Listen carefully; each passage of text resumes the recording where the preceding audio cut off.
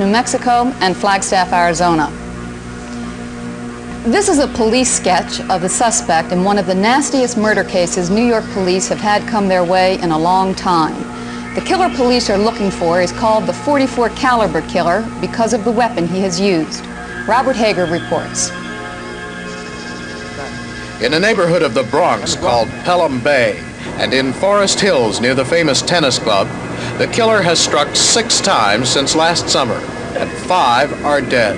Most of them pretty young women, shot at close range on the sidewalk or in parked cars. 18-year-old Donna Lauria was the first, killed last July. Then Christina Freund, 26, a secretary, killed in January. Virginia Voskerichian, a 20-year-old co-ed, killed in March. And Valentina Suriani, 20, killed with her boyfriend Alexander Esau in April. In each case, the killer used a gun similar to this, a modern version of the old .44 caliber pistol used in the days of the Wild West. The killer has taunted authorities by writing 2 letters. Police are convinced the letters are real. Both were signed Son of Sam. One was left for police, the other was sent to Jimmy Breslin, a widely read columnist for the New York Daily News. This is a photocopy of the letter sent to Breslin. Here the killer says, "Mr. Breslin, sir, don't think that because you haven't heard from me for a while that I went to sleep. No, rather I am still here, like a spirit roaming the night, thirsty, hungry, seldom stopping to rest, anxious to please Sam. I love my work. Now the void has been filled." The letter was very eerie. I mean, then you know that he read something that you wrote, and that somewhere out there he's reading again what you wrote. And it's one of those crimes has been, I guess, man has been visited upon man throughout the ages. The demented killer, you don't know how to stop him. At the end of the letter, the killer wrote, "Not knowing what the future holds, I shall say farewell, and I will see you at the next job. Or should I say, you will see my handiwork at the next job. Remember, Ms. Lauria," a reference to the first victim, "thank you." Then, before adding some footnotes, he signed, "In their blood and from the gutter, Sam's Creation, 44. The New York Police Department's Dr. Harvey Schlossberg, one of the nation's better-known criminal psychologists, believes the killer has sexual inadequacies. As for the references to Sam, the way I see the relationship to Sam as the creator, as the driving force, as the hungry that can't be satisfied, I see the gun as Sam. Sam is the weapon which becomes the substitute phallic symbol. On the envelope of the letter, the killer has drawn a sign, including the biological marks for male and female, and the letter S.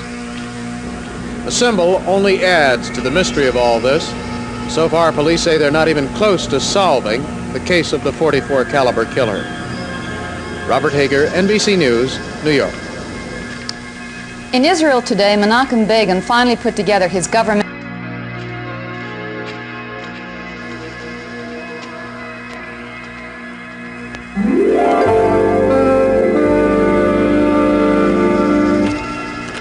In New York, the search continues for the .44 caliber killer who has come to be known as the Son of Sam, the object of one of the biggest manhunts in this city's history.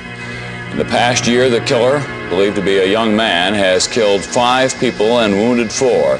His victims, mostly young women with shoulder-length dark hair, usually shot at very close range while sitting in parked cars at night. They've been shot with a .44 caliber bulldog revolver, an especially deadly weapon. NBC News correspondent Robert Hager has been following the case. He's with us this morning with the Chief of Detectives for New York City, John L. Keenan, and Dr. Harvey Schlossberg, Director of the Department's Psychological Services. Bob, why don't you bring us up to date on just what's going on in the case right now? Thank you, Tom. The case has been one that's not only attracted a lot of public attention here, but also caused a lot of genuine fear in the communities involved. The police are trying to do all they can about the case, and we've prepared a report on that.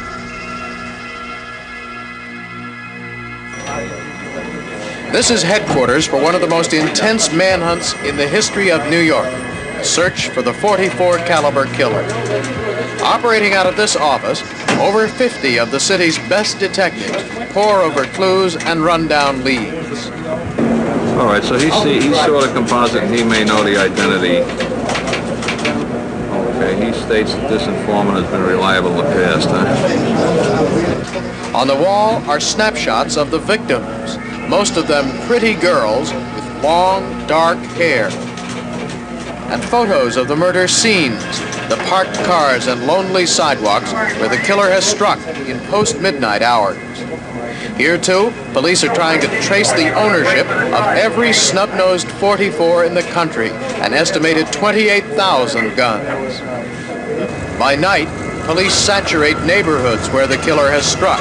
Disguised as regular neighborhood toughs, they cruise in unmarked cars and check people who are still out long after midnight. How you doing? You're police officers? Nope. You have some ID, maybe? Yeah. On this night, there was a brief chase after a report of a driver acting suspiciously, trying to evade police. Within moments, the driver was surrounded by a half-dozen unmarked police cars and a dozen officers. The man was ordered from the car and questioned. Officers searched through the trunk until, satisfied, they told the man he could go, leaving with this explanation. Man, it's everybody. It's not you, it's everybody. That's all we're trying to do. Nobody wants to embarrass you for nothing. Okay? Fine, I'll take that from what it's worth, and I we have to do our job this way. It's tough. We never did it this way. We got to do it this way now. And I understand. Fine. It was another false alarm in a case that's produced hundreds of false alarms, but each has to be checked out in the hope that the .44 caliber killer can be stopped before he strikes again.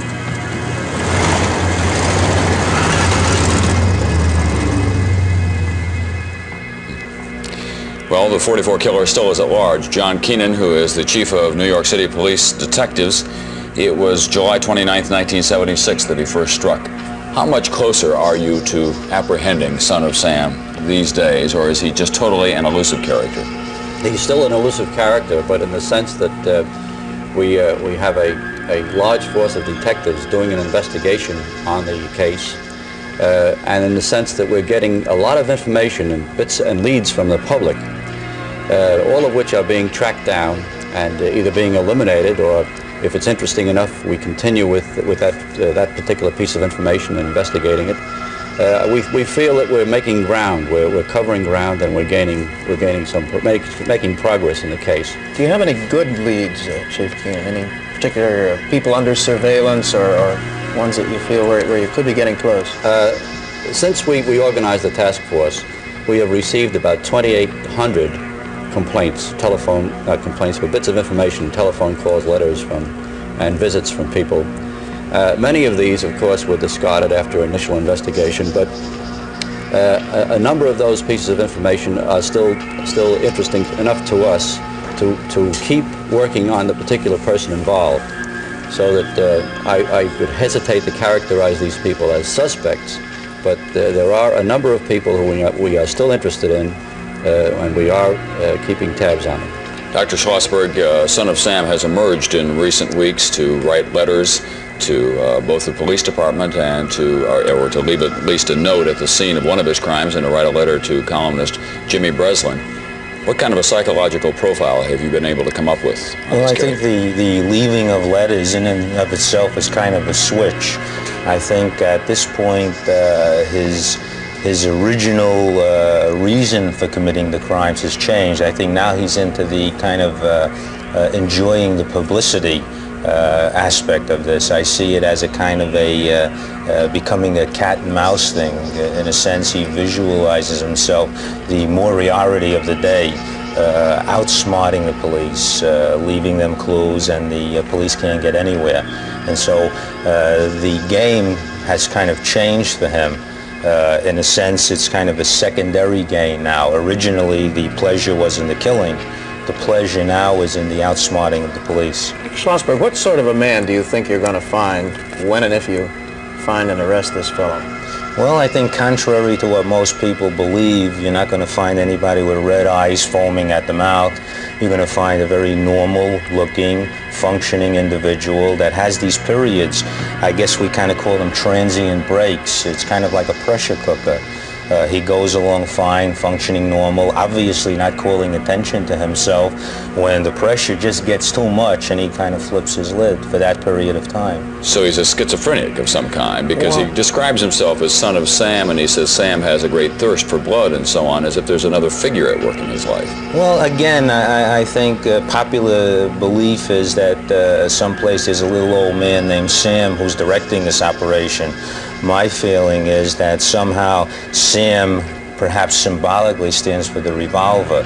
This is the thing that can't be satisfied. No matter how many times it discharges, the level of tension remains the same. Chief Keenan, what do you know about the way this man operates? Do you feel he selects his victims in advance, or how does he go about his? We don't believe he selects the victims in advance. The way he operates is apparently he prowls by car. He roams the neighborhood by car, and when he sees a likely target, gets out and stalks them by foot. He is, if the couple, generally is shot at couples sitting in parked cars, and he approaches the car from the rear and shoots through the window. On several occasions, he's approached a person on foot, asked directions, and then shot at close range. The last shooting, as you know, occurred outside a discotheque, which is a likely place for couples to come out of. It's quite possible that he is looking at these locations to select targets. Dr. Schlossberg raised the possibility that he's now engaged in some kind of a public game of cat and mouse with the police department. Do you think that the extraordinary amount of attention that this case has been getting, and with good reason has been getting attention because he has become a great threat to public safety of people in Queens and in the Bronx especially, do you think that that has helped or hindered your case? After all, it has kind of smoked him out. I think the publicity has been helpful. If we think in terms alone of the number of bits of information and tips we get from the public, many of them are very interesting, telling us about people who are members of their family or people that are acquaintances of theirs who may fit this description. These things we wouldn't have gotten without publicity. We got well over 900 calls and letters since June 26th last week. You had a theory before about the publicity and whether... I think the publicity is beneficial in a sense that it may give him this substitute. I would personally prefer he gets his gratification through the press rather than having to kill. And I think this he can make this substitute successfully. Dropping letters is better than shooting people. Gentlemen, thank you very much, and we wish you, of course, the best of luck in this case that goes on now. It's time for a station break.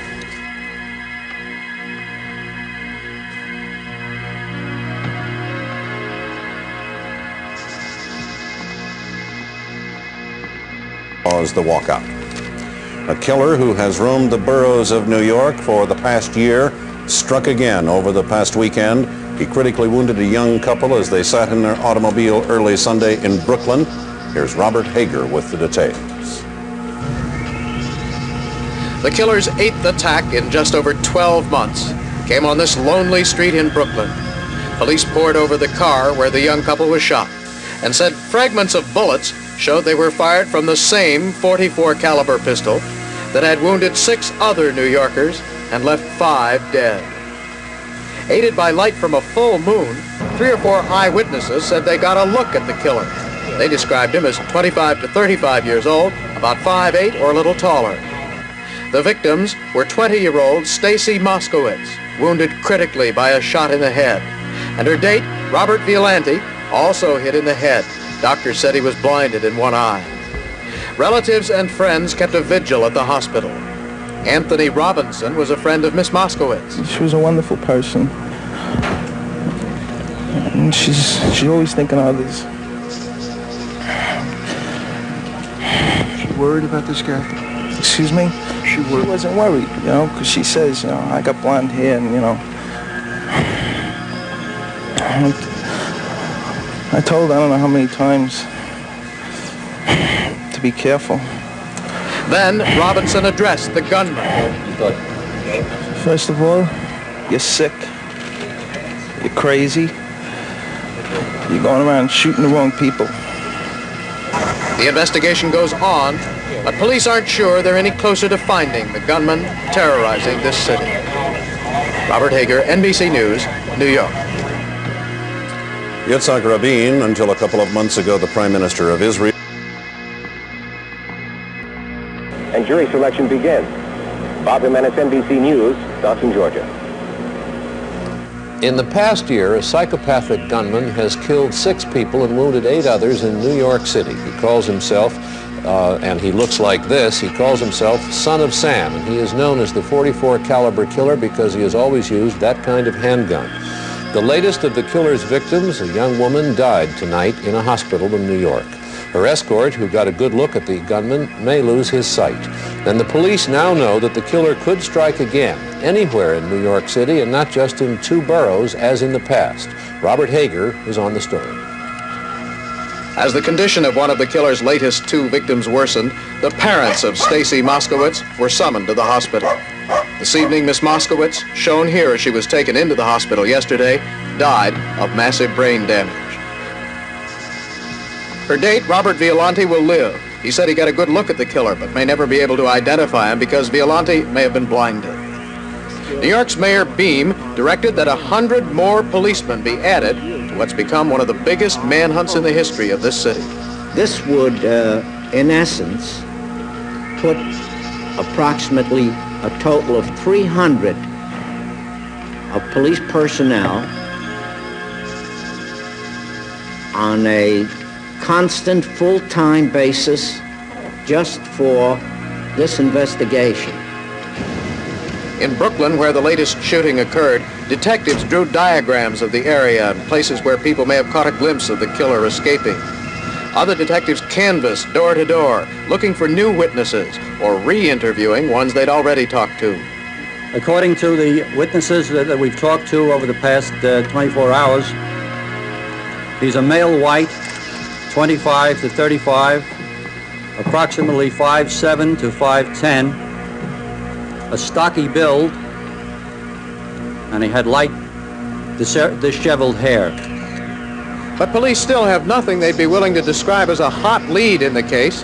In fact, they've been able to rule out about a half-dozen suspects they had previously because all were accounted for and none were in the area of the shooting early Sunday morning. Robert Hager, NBC News, New York. The Congressional Conference Committee in Washington wrestling with the big... It's now 8 minutes and a few seconds after the hour. The .44 caliber killer on the loose in New York for a year and 3 days has claimed another victim, his 6th, the young lady he wounded early Sunday morning. The girl and her boyfriend were sitting in a car in Brooklyn where they were attacked. She died yesterday in a hospital. Robert Hager has the rest of the story. Stacy Moskowitz, a pretty 20-year-old blonde, became the 6th to die in the killer's string of attacks. At the hospital, her father was stunned. I still tell you, I got something very dear to me. Great kid. Miss Moskowitz died of massive brain damage. Her mother referred to that. And she would have been a vegetable had she lived. And my daughter loved life too much. And she would never have wanted it that way. And she lived with dignity, and she died with dignity.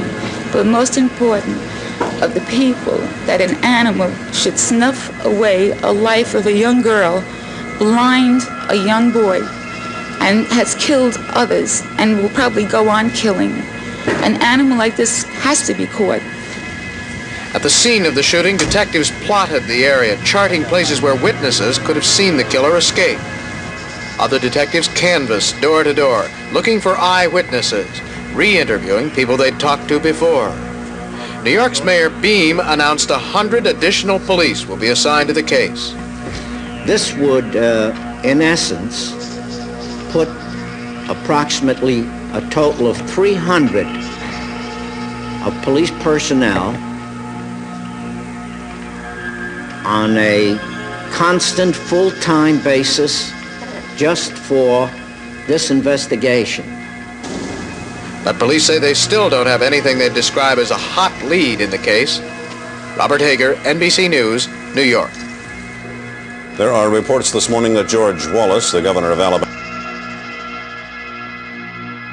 The vote was mainly party line, and later the committee approved the bill supported by the president. In New York City, the .44 caliber killer is still at large. The police are no closer than ever to catching the madman who has killed 6 people and wounded 7. Here is Robert Hager with the latest details. Residential areas all over New York are deserted after midnight now. Fear is spreading as the killer moves into different neighborhoods. By day, it's common to see young women with kerchiefs over their hair or hair pinned up because most of the victims had long hair. Discotheques are losing business. Young people are afraid the killer may select his victims at these places. The most recent attack was early Sunday. The father of Robert Violante, wounded in that attack, has now told his son he may be blind. I gave him the news about his eyes yesterday, and he accepted it. He accepted it like a man. Bob, my son Robert, is more of a man than I could ever be. The mother of Stacy Moskowitz, who died yesterday, issued this appeal to the killer. Stop. Please stop. Let the young live. Just stop it. Just stop this madness. He's doing nothing but just hurting innocent people. And I'm not talking about the parents now, I'm talking about the children.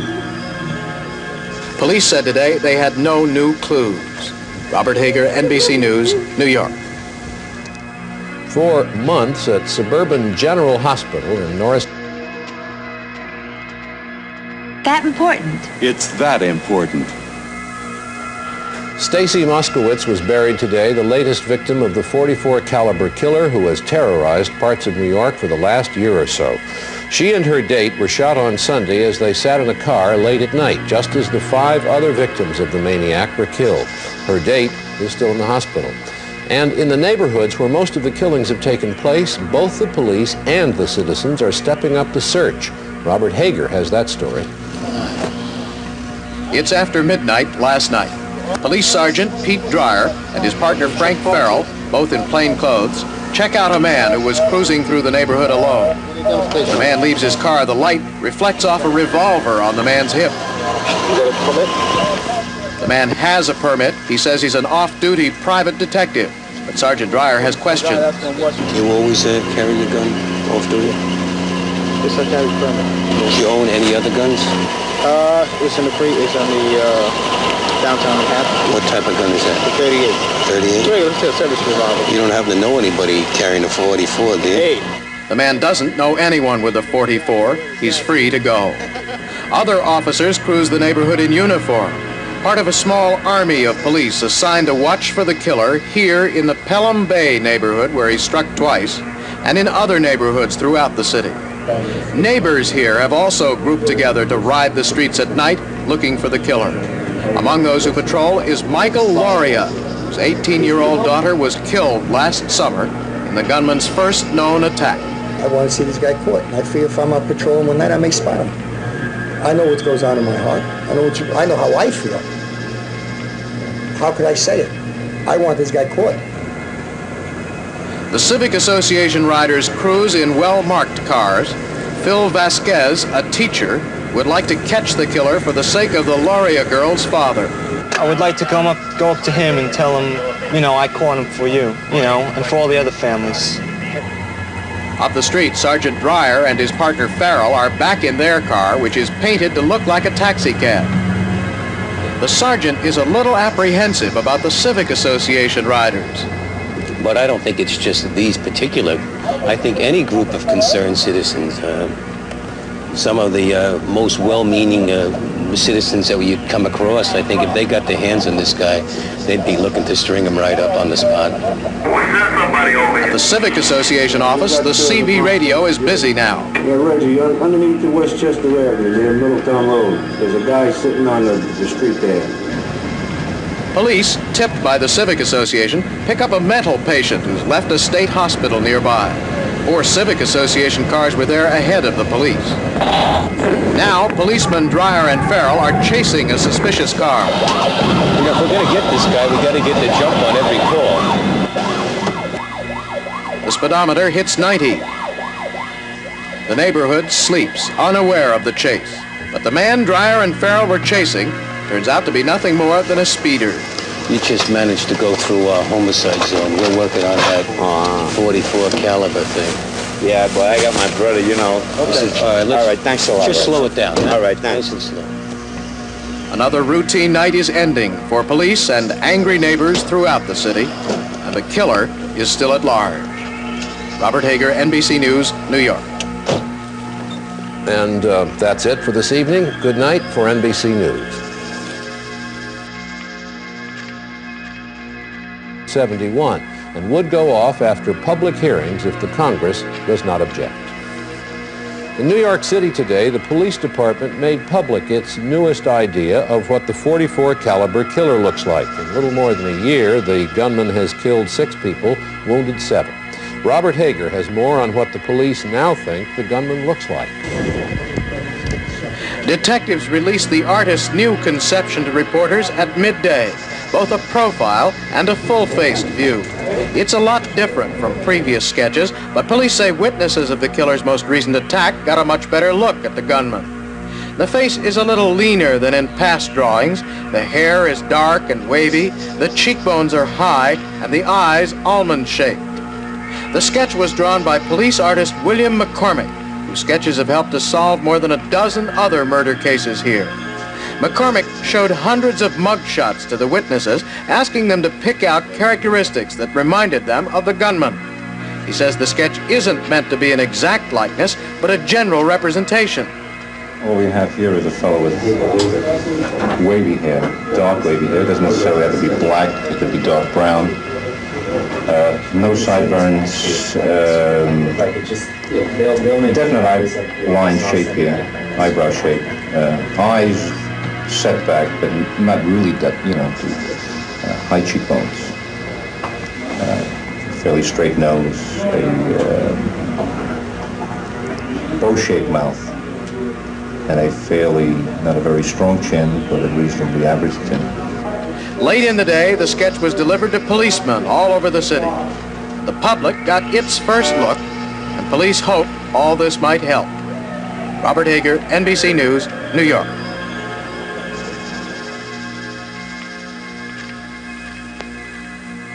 My dentures were so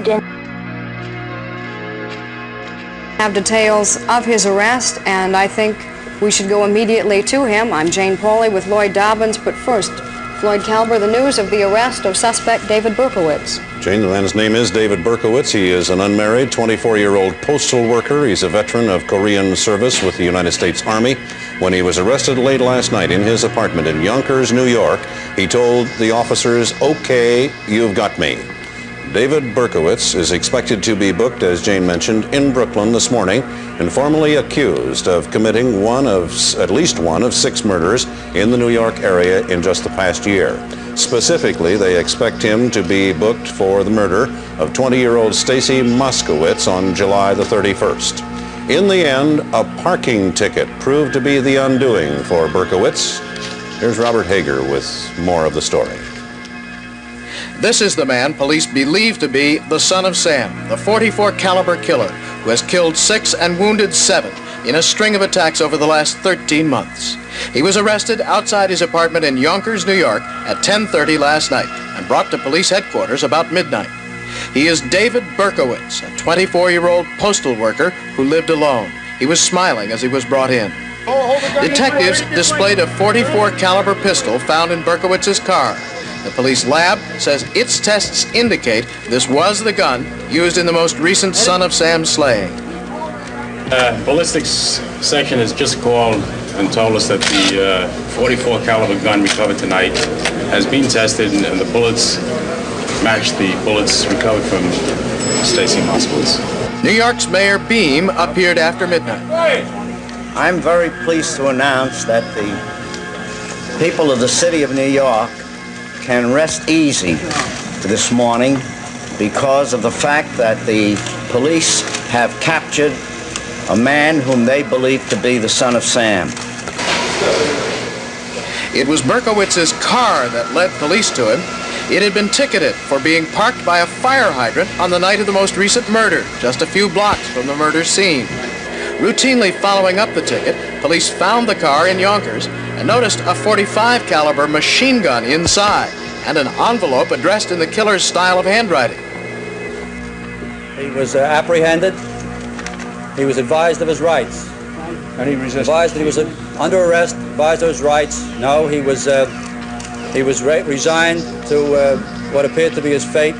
Did he make any admissions? He made a statement along, well, you got me.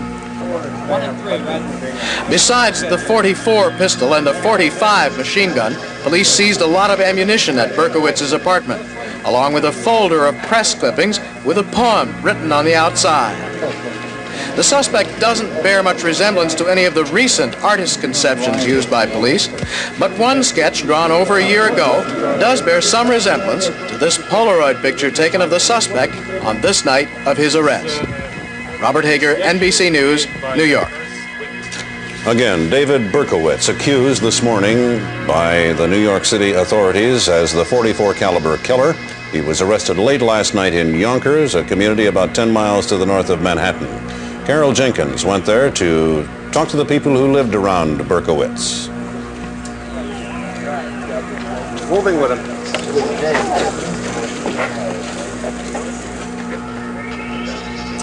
Well, we've had some sort of difficulty with that report, and we hope to get it to you a little bit later on.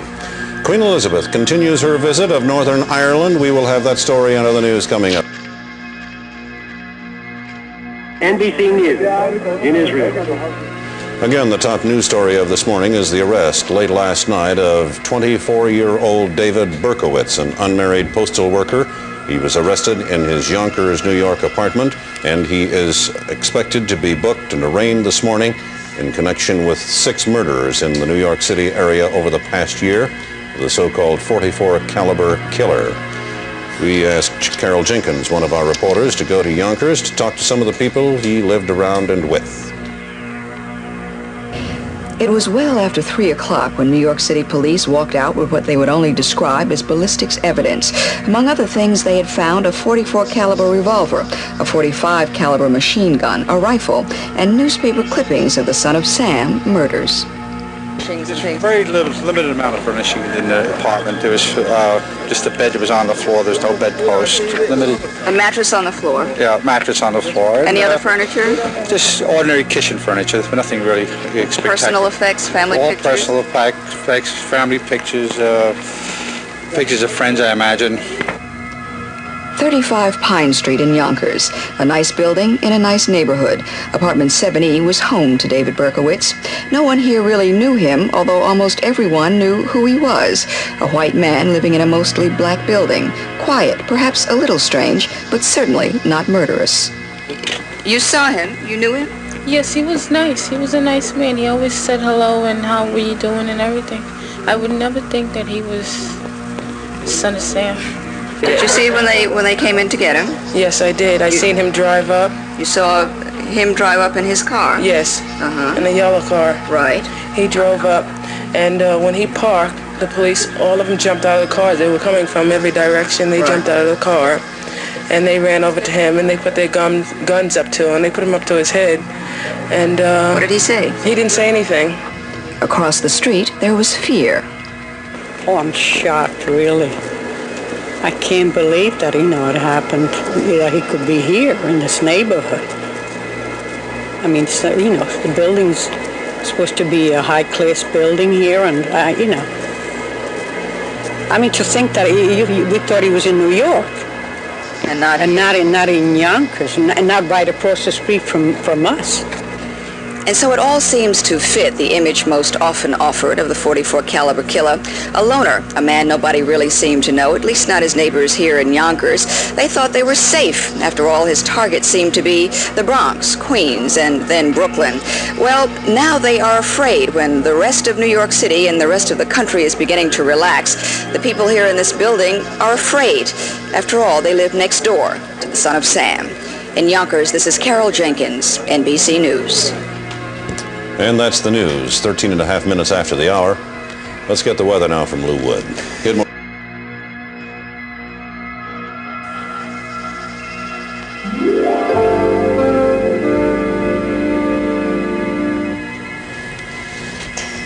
Well, the big news in New York overnight, a man police are pretty sure is Son of Sam was arrested in his home in Yonkers and is in police custody now. Perhaps by this hour has in fact been arraigned in Brooklyn.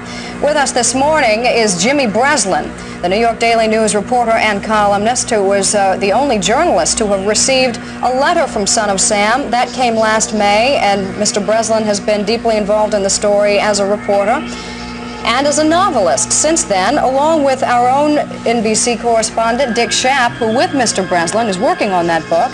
Both of them have been up since the wee hours of this morning following the story, following the arrest of David Berkowitz, who has been identified tentatively as Son of Sam. First of all, this David Berkowitz has been talking to police. Has there been any indication that he was planning yet another attack? Oh, yeah. Last night.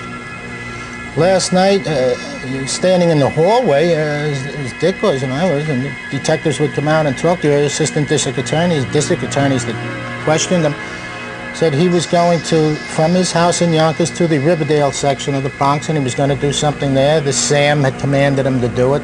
Sam being apparently a dog that runs his life, and Sam had commanded him to kill there. Then he was going out to the Hamptons, to a discotheque, and going downstairs going into the place with a machine gun, and he was going to try and go out in a blaze of glory. And I mean, now you're talking, when a fella comes out and tells you a thing like that, you know, you sway. There's an awful. You said an awful lot. First of all, he was arrested at what, 10:30, which is maybe 2 hours, 3 hours before the time he has chosen to strike in the past. Yeah. And in his car was found a fully loaded .44. Yeah. And a submachine gun? Yeah, with 2 clips. Submachine gun with plenty of clips. And it was well loaded too. So he was changing his, how do you say, MO, so to speak. He was going to go out in a blaze of glory. Yeah, he wanted to take 40 or 50 people out last night. Has he told police that this would have been his last? He would assume after a massive attack like that to have been caught? I don't know. I don't think so. I think he would want to go on. I mean, hopefully he would want to go on. Well, tell me more about this Sam. Sam is a dog? That's what he said. They said to him, so who's Sam? And he said, you know who he is. He said, no, come on, I don't know who he is. Who is Sam? He says, you know who Sam is. No, who is he? And Sam's a dog. The dog tells, I understand the dog, and he can do everything, and he commands me to do things. Well, that's what they told me. What I heard was just slightly different, was that Sam is a 6,000-year-old something who's almost human, and he talks to him through his dog. It's Sam's dog that tells him what Sam wants. And but he tells you all of this in a very rational, straightforward tone, like, you know, yesterday I went to the grocery and I got 3 boxes of whatever. So this dog talks to me and tells me and gives me a message when I must go out and kill. And he said he has nothing personal against these people, nothing against women. He thinks women are fine, and just that he has to do whatever Sam's dog told him to do. The attacks then are specified by the dog, but the victims were pretty random? Absolutely random. Yeah, there was one in Forest Hills. The college girl was coming home and from the subway, and he shot her, but he passed 2 people. He didn't shoot them because he was commanded only to shoot her, they said. This was some piece of work to walk in the streets here.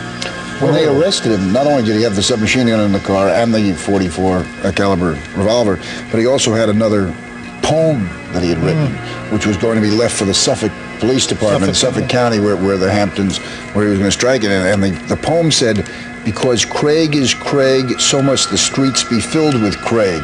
And then after Craig, in parentheses, it said death, Craig meaning death. And then it went on to say, and big drops of lead poured down on her head till she was dead. Yet the cats still come out to mate, and the sparrows still sing in the morning. Which is some very pretty imagery there in the last part of it. And Craig is a man who lives in the same building with him, who's a deputy sheriff of the city of Yonkers, and a man with whom he had been feuding.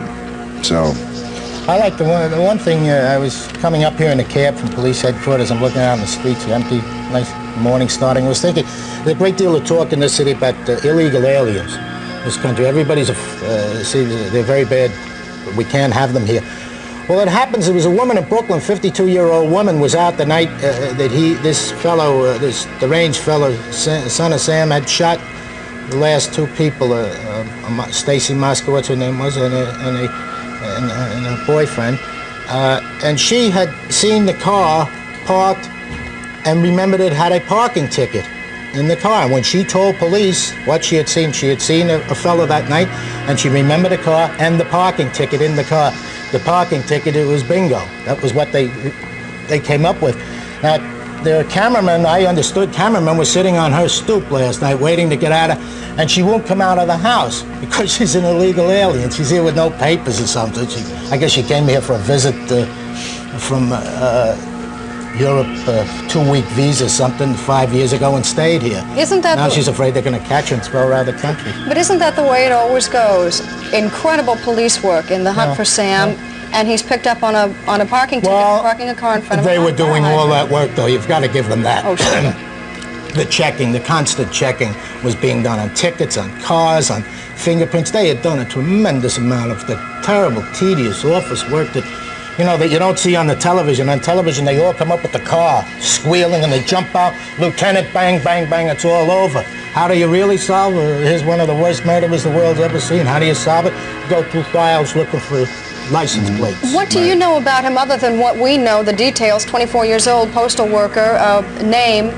Do you know more about him? He was in the service. He was in Korea. He was not in combat. He did learn how to fire from the combat crouch. He went down to Houston, Texas to visit an Army buddy and bought the gun about 2 months before the first shooting. He bought the gun because it was in his price range. He could afford that or a 38 and decided to buy the 44. Machine gun, where in the world did it come from? That I'm not sure. See, the machine gun has not committed any crimes other than its possession, so I guess they weren't as worried about the machine gun. Are you surprised at the description of this young man? Does he fit what you might have had in your mind as who Sam must have been? Yeah, when you looked at his car, saw the things in the car. Toothbrush, 2 pairs of shorts, some Lysol, water in a cranberry juice jar, 2 sneakers. The inside of his car it looked like the inside of his head, Chaotic. Thank you, Jimmy Breslin and Dick Schaap for being with us this morning. And your story on Son of Sam certainly isn't closed yet. You're reading New York Daily News. Stay tuned. It's the Phillies against the Cubs or Seattle versus Boston Saturday. Check local listings.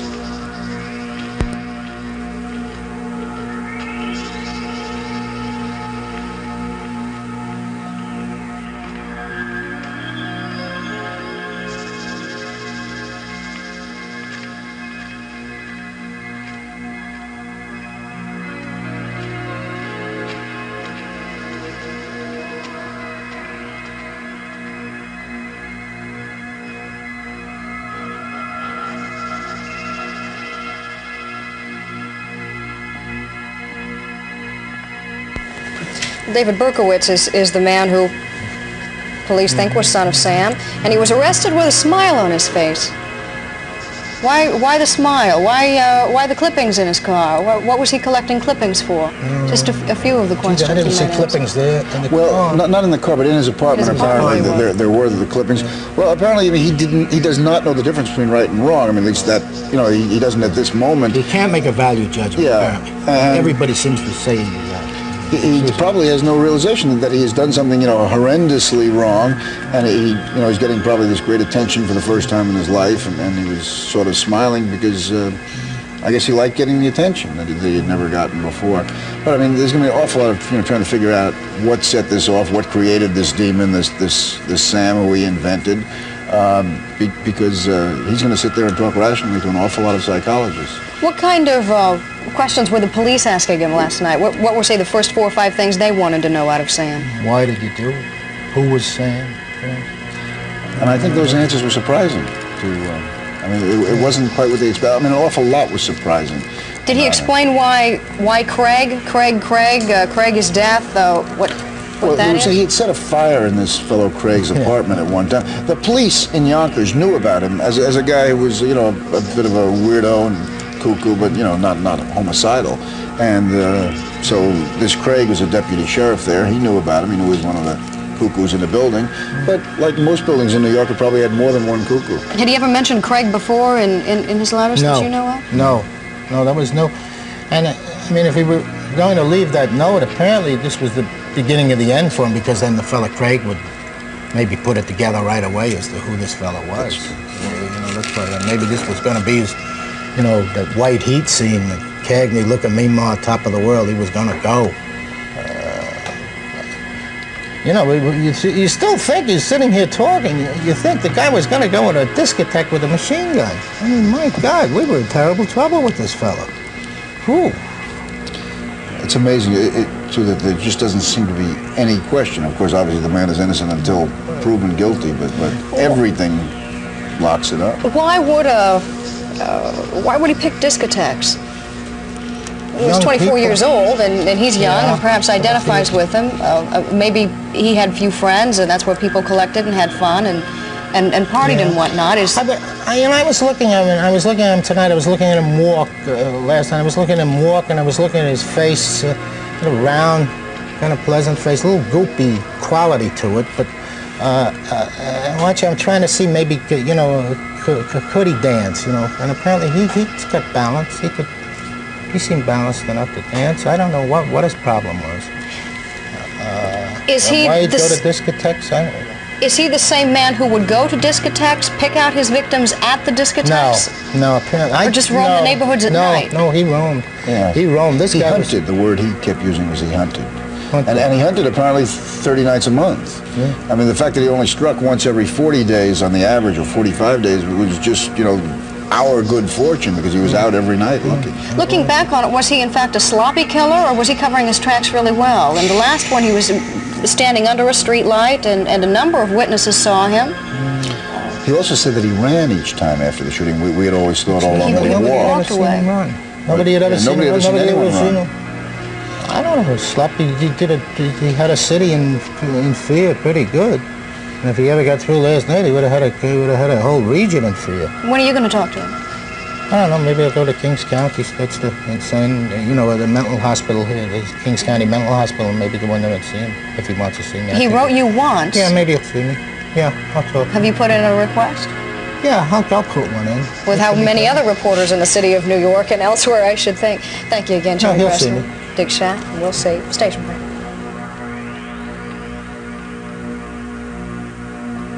Fred Astaire and Petula Clarkson. From the NBC News Center in New York.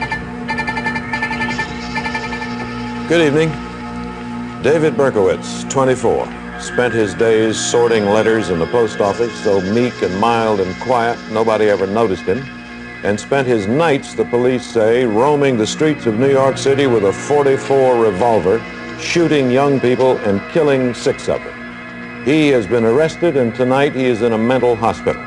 He had terrorized the city for 13 months. When they brought him in, a crowd gathered on the sidewalk demanding his life. Here are 2 reports. This is the man police say is the .44 caliber killer. Young, dark-haired, almost chubby.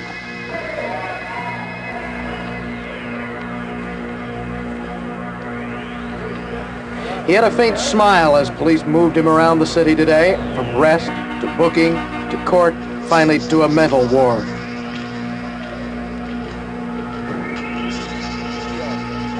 Police were jubilant. .44 caliber bulldog.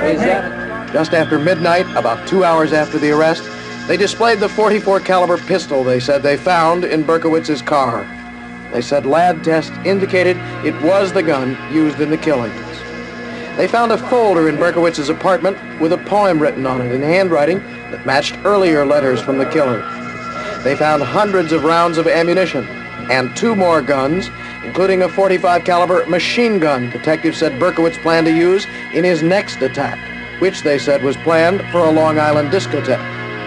In the end, it was something as simple as this $25 parking ticket that led police to Berkowitz. Police had ticketed his car for parking too close to this fire hydrant, block and a half from the most recent killing on the same night as the killing, July 31st. A routine follow-up of the ticket led police to Berkowitz's car, parked in front of his Yonkers, New York apartment.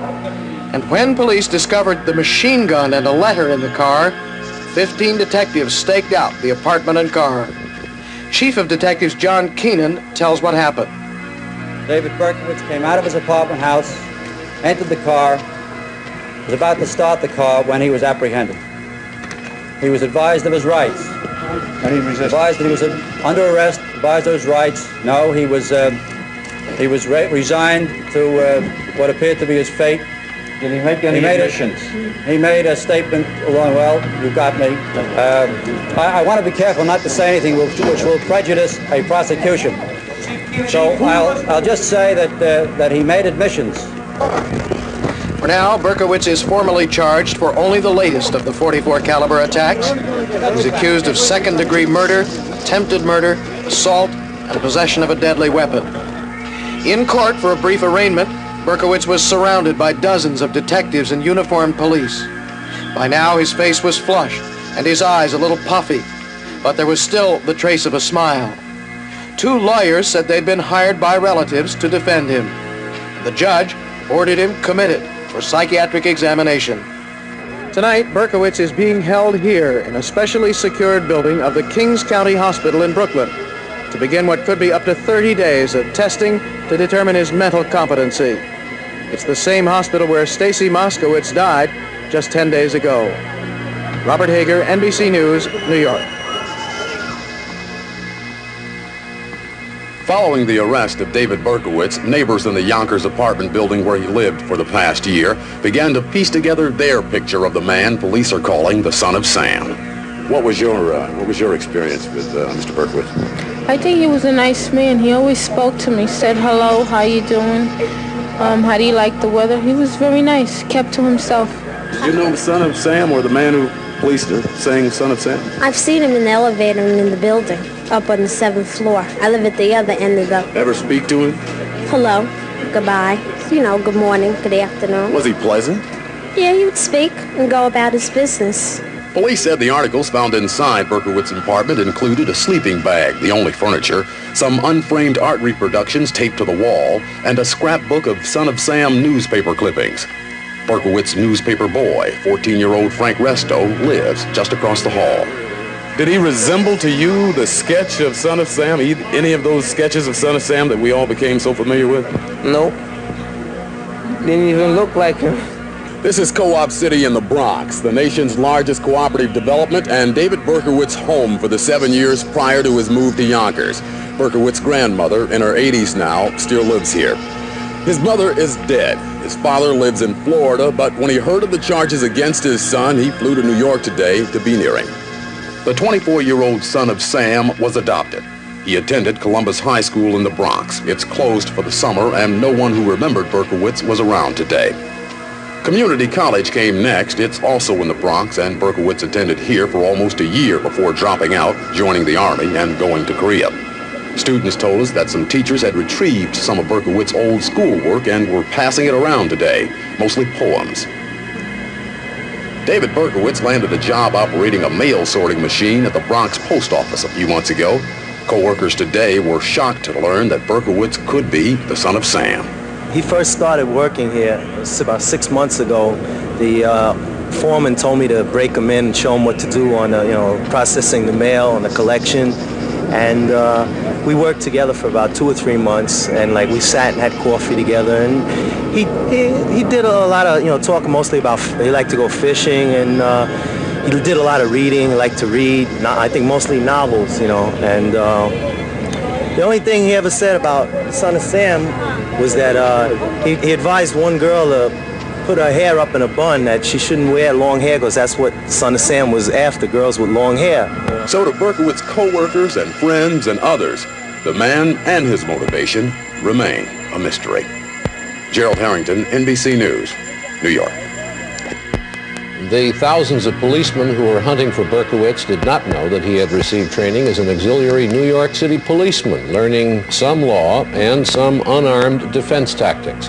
He learned about guns in the U.S. Army, where he served as a rifleman in the 2nd Infantry Division in Korea in 1971 and 72. Presumably now he won't use any more guns, and that pleases a lot of New Yorkers. Lee McCarthy has that part of the story. New York began feeling relief at 1:30 this morning when Mayor Beam announced the arrest. I'm very pleased to announce that the people of the city of New York can rest easy this morning because of the fact that the police have captured a man whom they believe to be the Son of Sam. John Deal, whose girlfriend Christine Freund was murdered in January, said the arrest was good news for everybody. I feel very very good about it, that everybody can walk, or go out with their dates safe again now. Some of us had to, suffer through this. At the Brooklyn home of Stacy Moskowitz, the last person murdered, her mother praised the police, but added that the family's life will never be the same. It's a very difficult thing to resume anything normal afterward, as far as I'm concerned anyway. You just can't pick up nothing pieces when there's no pieces to pick up. New Yorkers saw the arrest as a release for New York's young women and their parents. I was getting a little worried since I have short length brown hair and everything. But now I feel much better. Oh, I feel much safer walking the streets of New York. Much safer, I can go out at night and go to the discotheques and just feel better about it. I don't have to worry that my parents were very worried that I couldn't go out at night. I was always home, went to sleep early. I think it's great. Now I feel so much safer about going out at night. I'm very happy. I have daughters. So after almost a year of tension and fear, this city's young people and their parents are beginning to relax. Lee McCarthy, NBC News, New York. This story got big headlines all over Europe and all over the world. In some London newspapers, the headlines were larger than the story of the Queen's dangerous visit to Northern Ireland. The Russians were a little behind the action, however. The government newspaper Izvestia came out today after the capture with a lengthy story explaining why the New York City police were unable to catch the killer. 1 ounce of Total gives you one. On this Friday. Taking the day off. Nice. Thank you, Jane. Good morning, everyone. David Berkowitz, the 24-year-old postal worker, alleged to be the night killer known as Son of Sam, is undergoing mental tests under heavy guard in a New York City hospital today. Berkowitz, who was captured late Wednesday night after a year-long police hunt, reportedly has confessed to the string of 6 murders and 7 assaults that terrorized the nation's biggest city. More on that story now from Lee McCarthy. As news of the arrest of the .44 caliber killer spread, New Yorkers were generally relieved. But at the Brooklyn home of Robert Violante, who was blinded in the killer's last attack, Violante's mother said the arrest left one question unanswered. All I know I would say to him would be one word: why? Just why? As people talked about the case on the streets of Manhattan, young women and their parents were once again at ease. Oh, I feel much safer walking the streets of New York. Much safer, I can go out at night and go to the discotheques and just feel better about it. I don't have to worry that my parents were very worried that I couldn't go out at night. I was always home, went to sleep early. I was getting a little worried since I have short length brown hair and everything. But now I feel much better. I think it's great. Now I feel so much safer about going out at night. It has been a tense, fear-filled year for New York's young women and their families. Now, things are getting back to normal. Lee McCarthy, NBC News, New York. Berkowitz's court-appointed lawyer, Philip Peltz, spent several hours yesterday with the accused killer and described him as tired and subdued. Meantime, the .44 caliber Bulldog revolver found in Berkowitz's car has been traced to Houston, Texas. And we have more on that now from George Lewis. Police say the gun used in the killings came from this pawn shop in Houston. It was bought last year by a local construction worker, Billy Dan Parker, a close friend of David Berkowitz. The people who run the pawn shop say they sell a lot of handguns, and they were surprised that one of their weapons was used in the Son of Sam killings. I was watching the news before I come to work, and they were talking like I was really glad that they caught the killer, and then I was the one that answered the phone when the Treasury Department called about the gun, and I was shocked. But you don't ever think about something like that coming from your hometown, much less your own store. What precautions do you use to make sure that the wrong kind of people don't buy guns? Well, you just kind of question a person. Like you might ask them, like, were you going to use the gun for home protection? Or usually most people don't buy a gun like that for home protection, though, because it's such a big bore. A .44 caliber is a big pistol. The pistol was purchased for $125. Billy Dan Parker, who refused to be interviewed on camera, told one reporter he bought the gun for Berkowitz because his friend feared he needed protection on the long drive from Houston to New York. Parker, who lives in this house with his parents, was away from home, in seclusion. This morning, New York authorities and agents from the Federal Bureau of Alcohol, Tobacco, and Firearms plan to question him. George Lewis, NBC News, Houston. In other news, Cuba's Fidel Castro says he's ready to let about 80...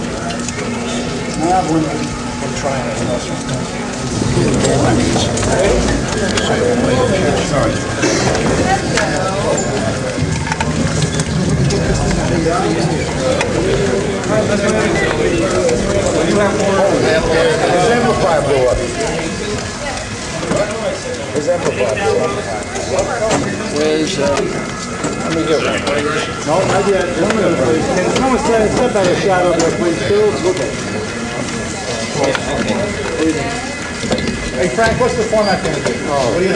Chief is going to describe the picture and he will point out what he's talking about on the big screen. Other than that, ask some questions. Dan, you're still going to be the last one to have the camera on. I mean, Mike.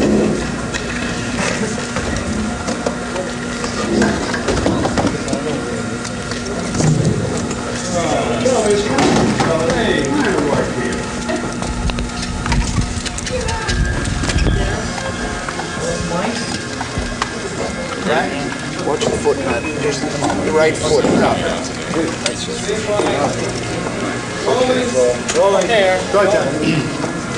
We are distributing today the new composite drawing of the 44 killer, provided based on descriptions provided by witnesses to the shooting on July 31st. The description is as follows: male, white, 25 to 32 years old, 5'8" to 5'9", 165 to 175 pounds, good athletic type build, clean shaven, dark almond-shaped eyes, dark wavy hair, sensuous mouth, high cheekbones. His clothing consisted of a blue denim jacket, a matching blue denim pants, slightly flared. A shirt was bluish gray Kiana with small kidney-shaped designs spaced 3 inches apart, and his shoes were blue denim deck shoes with narrow white band.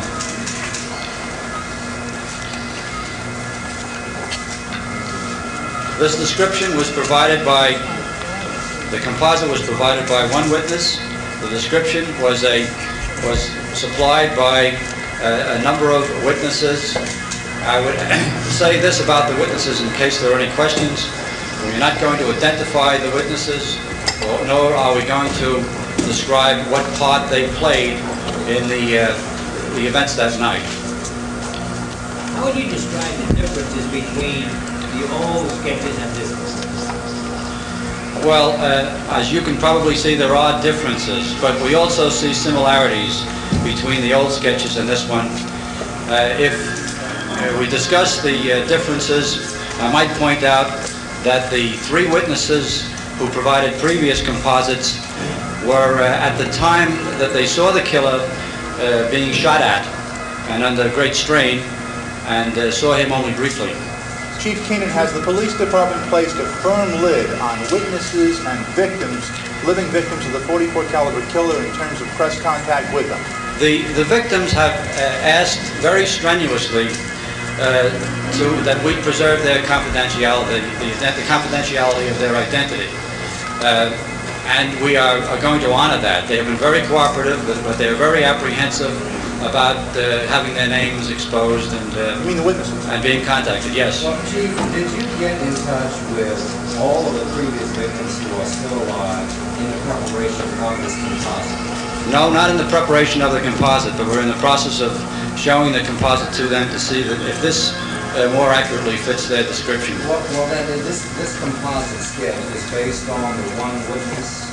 This composite sketch is based on several witnesses to events which took place 10 days ago. All right. Does this mean then that you are closer in terms of identifying this man? I mean, have the witnesses who have come forward now really helped you?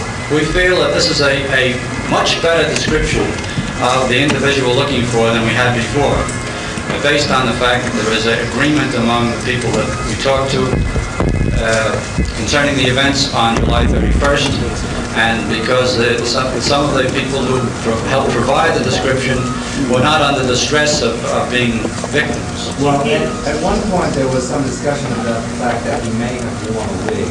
Has that been discounted? No, we are still considering the fact. In fact, we have a feeling that he did wear a wig at some point during the events on July 31st. Is this composite with the wig on or not? This is without the wig. Chief King, does this composite look like any of the dozen or so persons who were suspects prior to the Brooklyn shooting? I can't comment on that. Is it true that prior to that Brooklyn shooting, the night that it happened, that one of the suspects who was being watched closely by the homicide task force was lost? I won't comment on anything to do with the suspects that night. Chief, assume then that this drawing is the definitive? That's news to me, Jeff.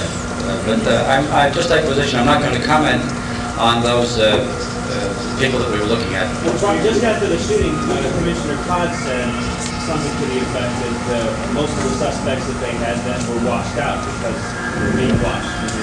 But there had also been reports that one of the suspects had taken a tail, had been lost a couple of hours.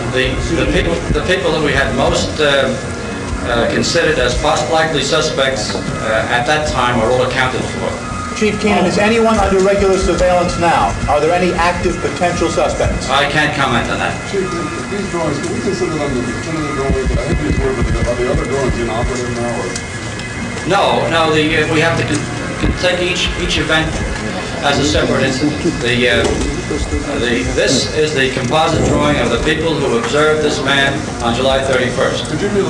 The other drawings are the perceptions of the victims on two of the occasions on prior occasions. But you're relying on this perception because they had a better look? Yes, we feel that this is a better description of and a composite picture of the person. Why did it take as long as it did to construct this composite? It seemed to me that every day it was going to be ready.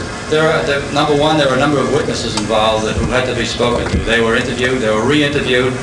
There was some reluctance on their part because of the pressure of and a desire on their part to preserve anonymity. There were improvements made on original sketches, and we feel this is about the best sketch that can be done. What would you say to a person who might know this man is afraid to come forward? If the witnesses are afraid to give you a description, what do you say to the person who might know this?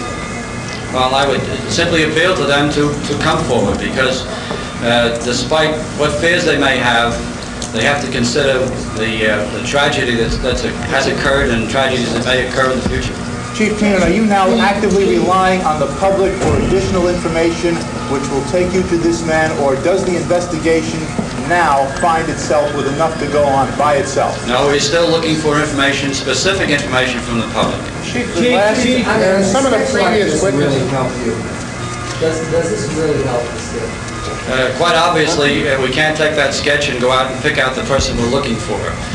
But it helps us in the sense that a person in the general public or some friend of his may be able to come forward and say, this looks like the man we're looking for. Some of the previous witnesses spoke of dark, penetrating, striking eyes. Did any of the witnesses this time note that characteristic in them? Yes, that was indicated, but they didn't stress that. They stressed the way the eyes are described in the leaflet. Hey, Chief, can you clear up this car, this Volkswagen? Is it in the picture, out of the picture? What's the status? We have talked to a number of people who have told us about cars of various makes, colors, connected with events that night, including the Volkswagen. At this point, we are not prepared to connect that car or any car with the killer, but we're still investigating that.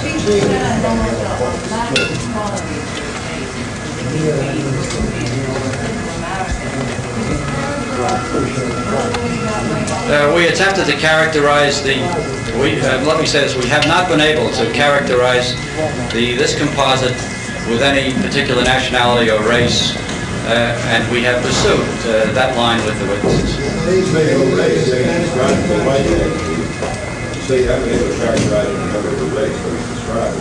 He definitely is a white man. We don't know.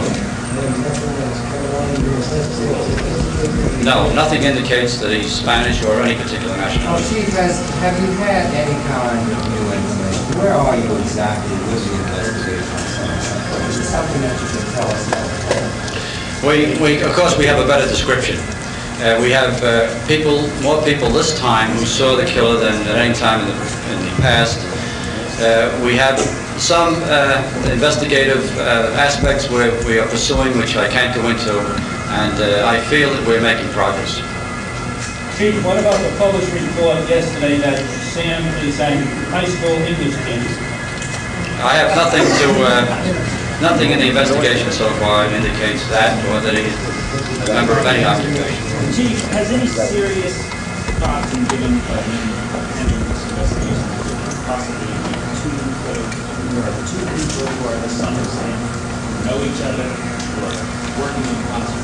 No, there's no reason that we would have to conclude that. Not at all. No. What about the possibilities of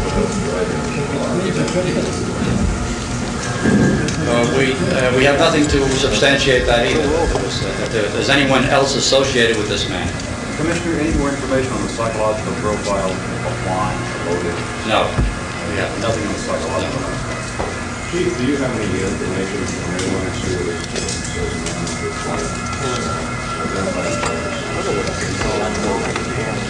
Yes, an airline stewardess on a flight to Fort Lauderdale on June 26th or 27th, I'm not sure which, said that there was a passenger on the flight, and as the passenger was leaving the plane at Fort Lauderdale, she discussed the headline in the paper, and she spoke to him about it, and he said seriously, yes, I did that, and left the plane. She now says, having seen the profiles recently in the papers, says that this looks like the man. We have interviewed her. We are still following that phase of the investigation. That son of Sam may now be on Fort Lauderdale? I don't know. Has she seen this today? He got off at Fort Lauderdale, and that was over a month ago. Did she see the new sketch, or was she? No, she hasn't seen the new sketch yet. The new sketch is just being distributed today. Was she helped her in describing son of Sam for you and helping make this composite? No, had nothing to do with this composite. Yes, that will be done. You must remember that she is not a witness to a crime. She just saw a person who looks like the previous composite, and apparently made some statements along those lines. June 26th, I think the evening of June 26th. We are checking it. Oh yes, it's possible to live out in New York City or out of New York City. Yes. By virtue of some of the investigative leads we pursued.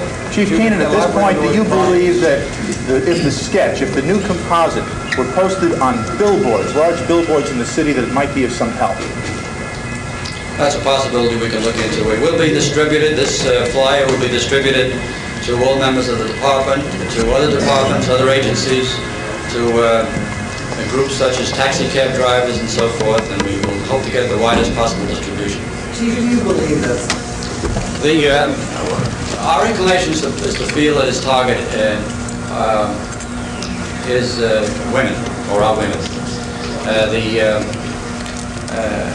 He has shot both men and women, but invariably it has been, a woman has been in the picture, and in most cases the woman has been the person most seriously injured. So we are going along under the assumption that his target initially is a woman and the man happens to be there. All right, is it any? That's quite possible, quite possible. Okay. Are you still getting telephone warnings?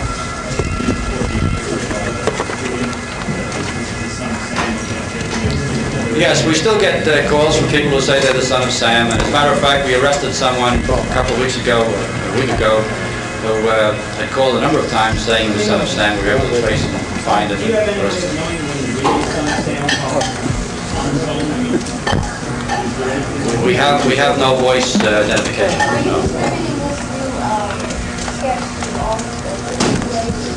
Yes, it will have the widest possible distribution. The chief is also possible he has an experience of makeup. This is a possible without makeup. Is he good at makeup? Yes.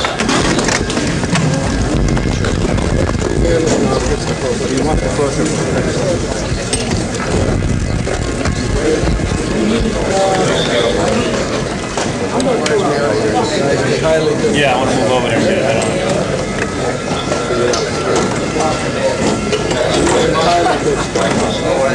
I think the media is very good. The public to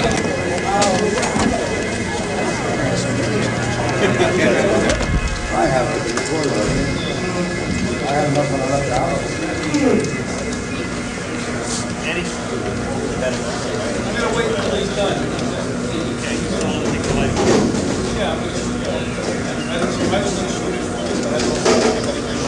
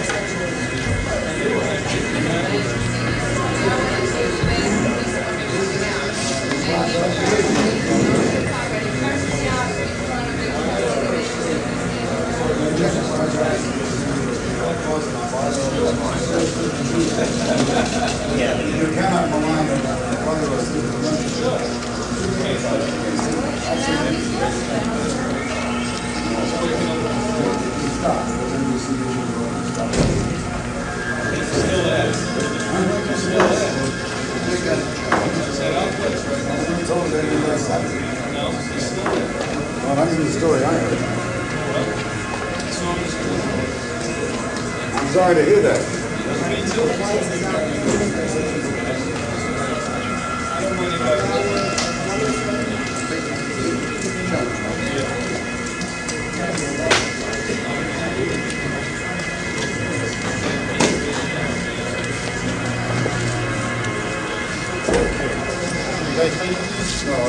Hold on, another minute.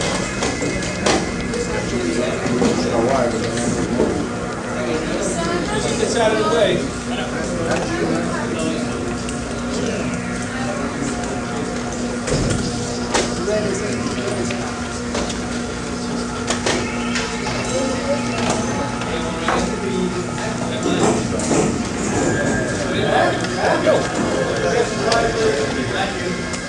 are you guys doing? Everybody go there?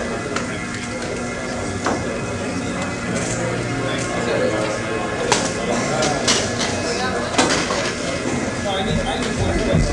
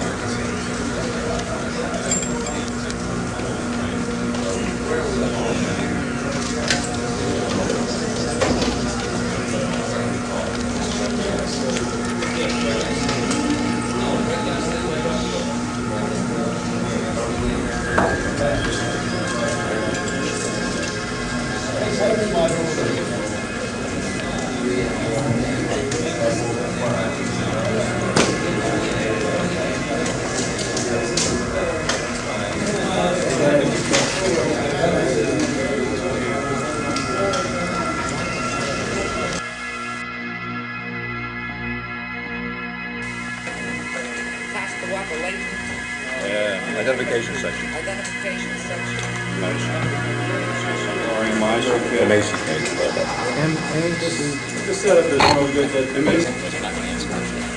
Why does the, although... Let Keenan answer that. Are we ready to roll now? Is everybody ready? We're ready. All right, roll, please. Although they insist that he is male white, in your drawing there is a Latin cast to his face. Can you explain how that happens? I only put down what the witness tells me to put down. How was it working with this witness? Working with these witnesses, it was a tough grind, so to speak. Can you describe the process, please? Exactly. This happened at night, not under the best of lighting conditions. And it's hard to get people to elicit what they've seen in the dark. Can you describe the process for us? How do you get them to help you? The process is basic that we use on all our interviews. Tell us about that, please. We show them a set of photographs, random photographs that we have. Actually, they're extra photographs, and they contain various shapes. And we ask them to go through and find out, or look at, and pick out the different features that they saw in the person that we're interested in. How many times did you have to change basic features until you finally had the sketch? Maybe hundreds of changes. Also, upon how were you? In the past, when a person has been arrested for a crime, how much do they look like your sketch? We don't make an exact likeness of it. What we're trying to do is type him. In other words, the detective at the scene gets a report that this is a basic type of person he's looking for, and only basic in that it's height and weight and physical description. We try to put down a verbal, visual description. In the past, have people who've been arrested ever looked like your sketches? There's a great variety in the five different sketches. Is there anything that you as the artist see as the similarity between or connected to? What do you mean, Bob? As I said before, I only put down what they tell me to put down. I can't inject what I feel, or any of my feelings into it. How comfortable are you with this new sketch in terms of your awareness of the previous? I feel with this sketch just like any other sketch that I've done. I mean, there's no comfortable feeling. Did you get your version of what these witnesses said to you in combination? So in other words, what they said were the strongest impression they had of what this fellow looked like? Basically, all the witnesses give the same, not only in this particular case, but in any case, they basically tell me his nose, his mouth, his eyes, there's nothing peculiar about this particular As the person who had to draw this, I mean, you must have an idea of what they said his face was shaped like, and what his eyes looked like, and what impressed them most about the fellow. And I'm wondering if you could translate that for us, put it in your words as an artist. I'll still go back and say that just finished an interview right now. Questions were the same type of questions I asked during any of my interviews, and the responses are not exactly the same, but in the same line. In other words, now, in this case, what was the most striking feature? What was the easiest thing for this witness to remember about the killer? There was nothing easy. Now, one thing stood out in the killer's face.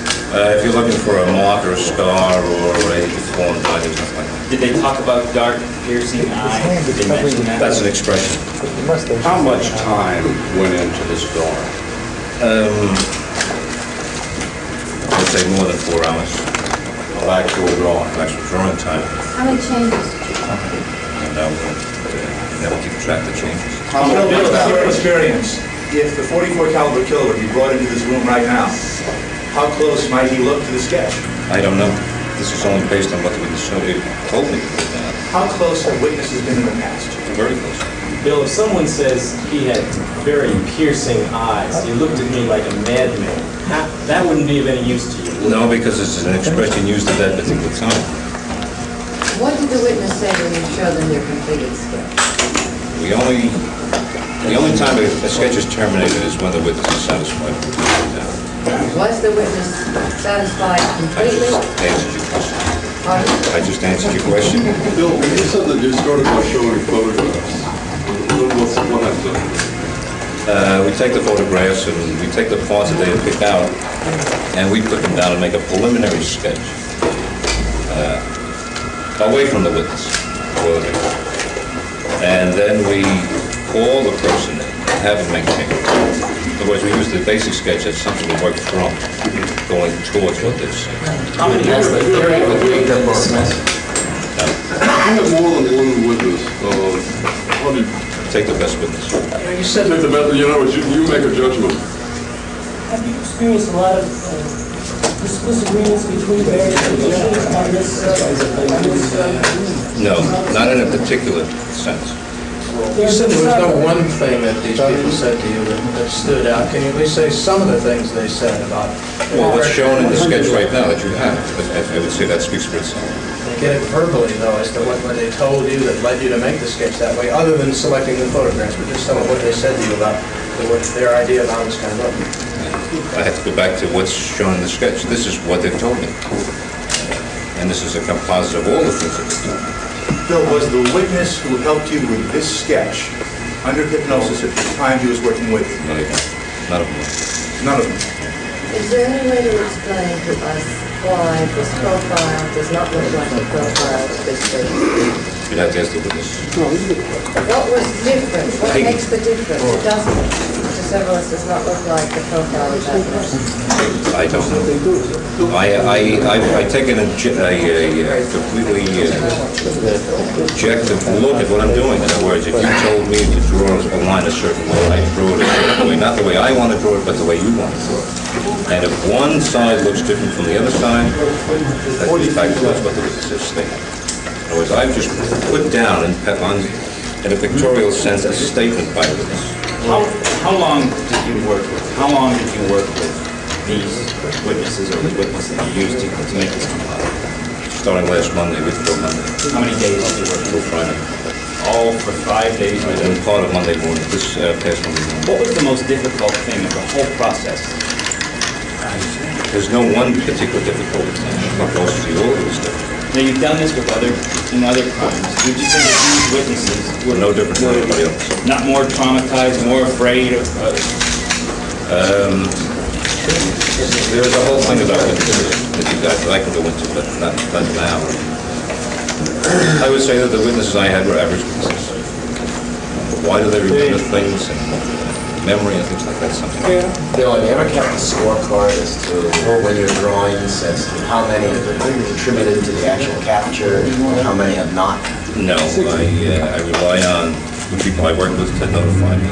I cut it. This kind of arrests me. You said that you go to the best witness where you have many witnesses. What do you do after you talk to the best witness? Then you go back to the other witnesses and the confirmation? Right. We ask a confirmation based on what they showed to us. How do you determine who's the best witness? From the detective who the case. Basically, he will tell me who he feels is the best. Bill, one more question, if you don't mind. Have your sketches in the past resulted in the apprehension of ghosts? Yes, they have. Do you know how many instances? The exact count, I don't remember. I can give you. I'd have to go down and look at my log and break my down. More than good.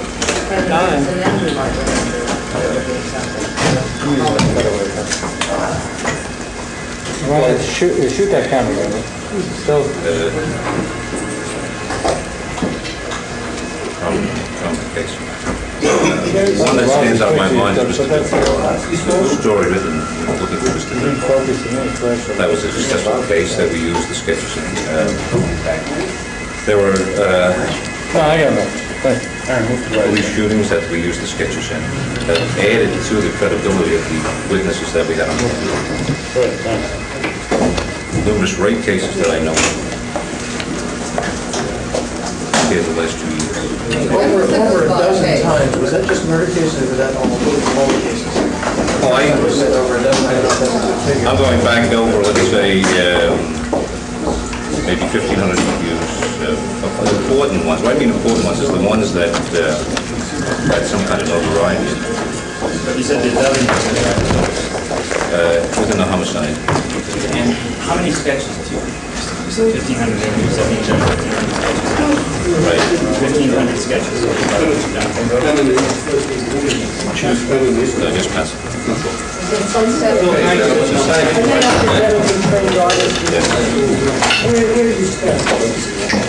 High school. School. What high school? Art school? Evening school. Seminars in the summertime. Finish, Bobby? How old? Yeah. 38.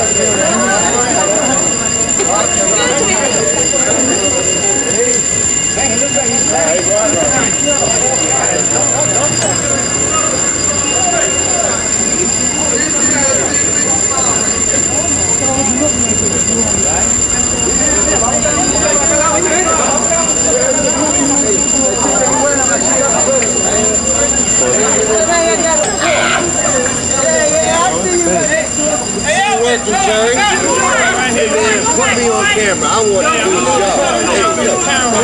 Hey, Jerry, that hurt you, man? Just saw it for your tight end. I don't make much noise, though.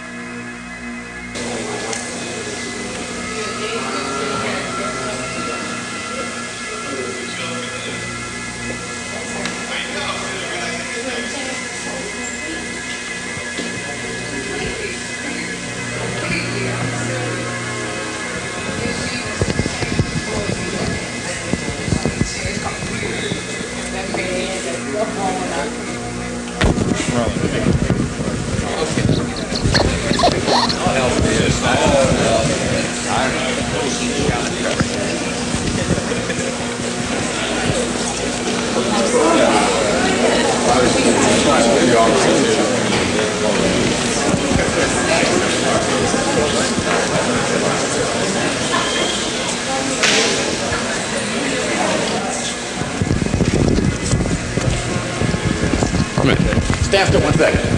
Right, roll. Speed. You were the officer who put the ticket on the car. No, it was my partner. I'm not involved. You his partner? No, Officer Catania put the summons on. I know who you are now. Obviously, you can't tell us what's going on inside there. So that's No, I haven't been before the grand jury at the present time, and I don't wish to make any statements at this time. The grand jury is currently hearing evidence in this matter. There are other witnesses that have to appear before the grand jury this afternoon, and we would prefer at this time not to make any comment upon their deliberations or the evidence that's going before the grand jury. All right. I just wanted you to stand there. It's your opportunity. I appreciate it. Thank you very much. Okay. Thank you. I'm rolling.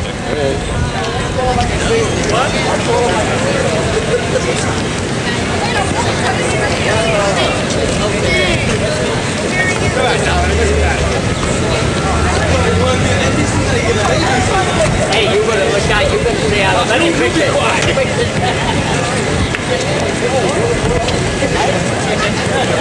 Hey, you better not remember my face. Hey, my face.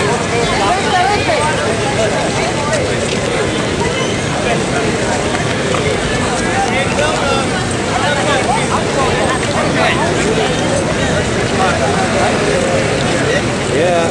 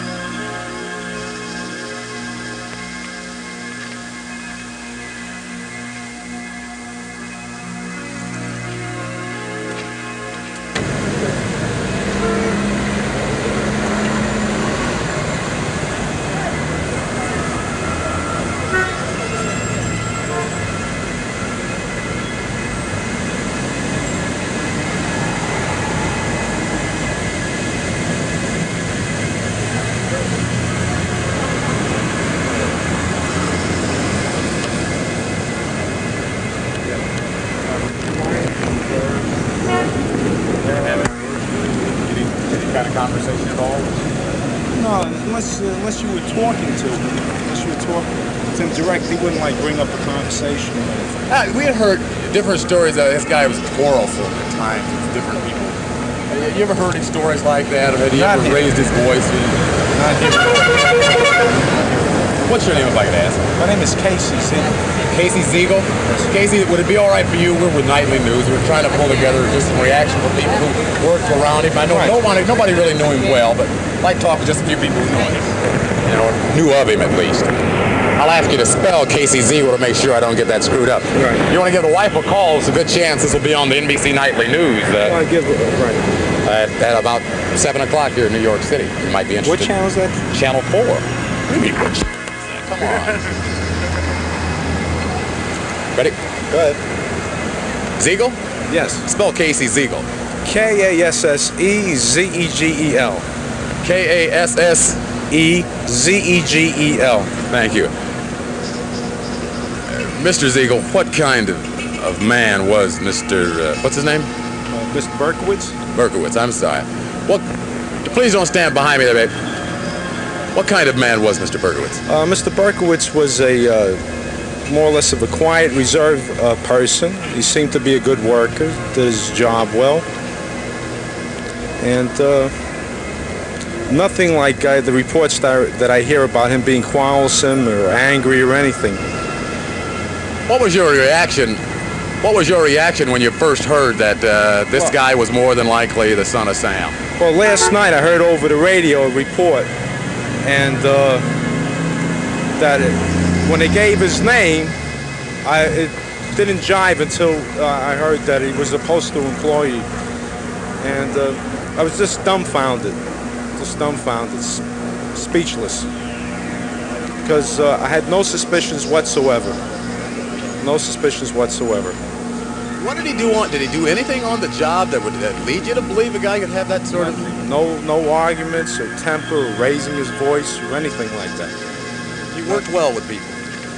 Yes, he seemed to work all right with people. You ever hear any complaints about him? No. So as you reflect on all of this now, what's your feeling? It's just it's a sad, sad day. And I'm glad that they've got him, finally. It's just unfortunate. It's a sad day. Sad day. It's a terrible day. Mr. Ziegel, thank you very much. Thank you very much. Let me make one picture of your shoulder here. Just talk to me, please. Right. Tell me one more. We're not recording. What do you think of this guy, son of Sam? As I said, he was a quiet, reserved person. More or less kept to himself. It's just the whole thing is really shocking, speechless. It's sad. It's really sad. Okay. M-U-R-D-A-U-G-H. D-A. Murdaugh. Yeah. Murdaugh. M-U-R-D-A-U-G-H. Right. Frank Murdaugh. Speed, please. We're on the other side, right? The other dude? Yeah, we're on the other side. All right. Speed, please. I want to slate this. Huh? No, you can stand there if you want to. can't stand back there. You can't stand right there. Gerald Harrington speaking with Frank Elliott. Make that Mike Elliott. M-I-K-E-E-L-L-I-O-T. 2 T's. E-L-L-I-O-T-T. Mike Elliott. 2 T's. 2 L's, 2 T's. Mike, how did you know? Well, when he first started working here, it was about 6 months ago, the foreman told me to break him in and show him what to do on the, processing the mail and the collection. And we worked together for about 2 or 3 months, and like we sat and had coffee together. And he did a lot of talking mostly about, he liked to go fishing, and he did a lot of reading. He liked to read. I think mostly novels, And the only thing he ever said about the Son of Sam was that he advised one girl to put her hair up in a bun, that she shouldn't wear long hair because that's what Son of Sam was after, girls with long hair, long brown hair. And that's about it. He actually advised one of the girls he was working with that she should wear her hair up? Right. He told her to wear her hair up, that Sam is going after girls with long hair, long brown hair. And he told this to the girl. Her name is Teresa Graciano. Did he ever say... Y'all gonna have to stand back, please. Please. Did he ever say or do anything that led you to be a little suspicious, or at least wonder kind of where or what he's all about? No, he never spoke about his time before the post office. He never did any talking about his home life or anything.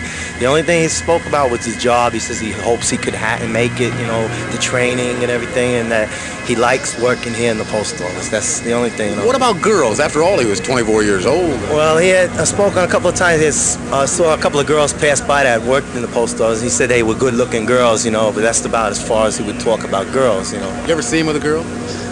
The only girl that I saw him with was this Teresa Graciano,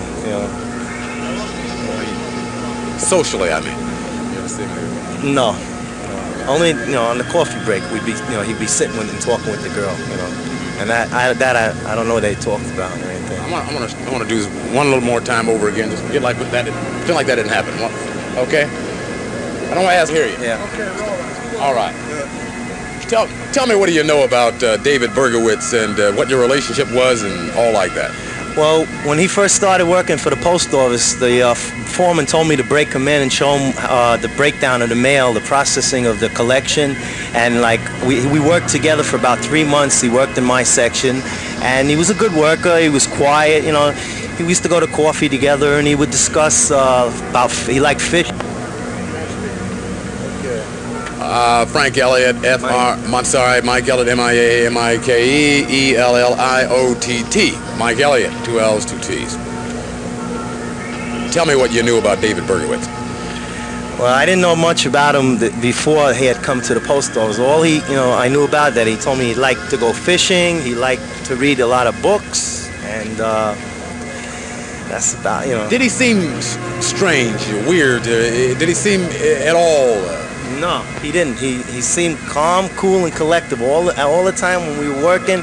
He did the job, what he had to do. When it was time for his break, he went on a break. We discussed things that he liked to do, and that's about it.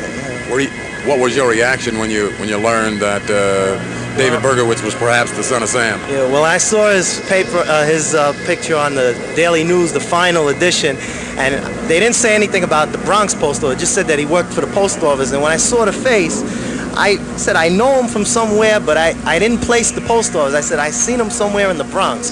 But then when the post came out and they said the Bronx post office, then I said that's the guy. I worked with the guy, and I broke the man in when he first started working for the post office. And on all that time, you didn't notice that there was anything strange or different about this fellow? No, nothing whatsoever, nothing different. No, just he came in, he did his work, and he went home. He used to like to eat hero sandwiches. He went out on his break to buy sandwiches, come back, and he'd sit down. But most of the time, he did sit by himself. Like the first couple of months, he sat with me, but after that, he stayed in the corner by himself with his books, reading. He looked like he was always deep into the books. He looked like a very studious person. And I was really shocked to know that he was the guy. It's very hard to believe. Bring it, cut away. quickly, but first he tried to talk you out of it, right? Let's do it. Let's do it. Tell me one more time, how did you know this guy? Well, when he started working for the post office, they put him in my section. Talk to me. Look at me. When he was working he worked in my section when he first started working in the post office, and I broke him in. The foreman told me to show him the breakdown on the collection. You know, the mail coming into the post office from all areas of the Bronx, and like he was. Got it. I just need about 5 seconds of this. Okay, tell me one more time. What you thought about this guy? Okay, come down a bit. Well, I thought he was a quiet guy. I would never think in a million years that this guy is son of Sam. Like, he was always so quiet. He did his work. He came to work. He had his breaks. He would sit down. He sat with me the first couple of months of training while I was showing him what to do. But after that, he broke away and he sat in a corner reading books, and that's about it. He would see me in the hallway. He would nod to me, but that's about it.